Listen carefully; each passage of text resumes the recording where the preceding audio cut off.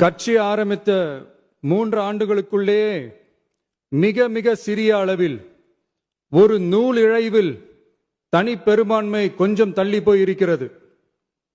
அதனால் இந்த அரசை சிறுபான்மை அரசு போல யாரும் நினைத்தால் அதிலும் எங்களுக்கு மகிழ்ச்சியே.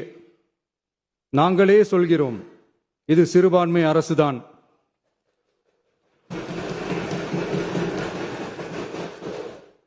சிறுபான்மை மக்களுக்கான பாதுகாப்பை உண்மையாக நிலைநாட்டும் அரசுதான்.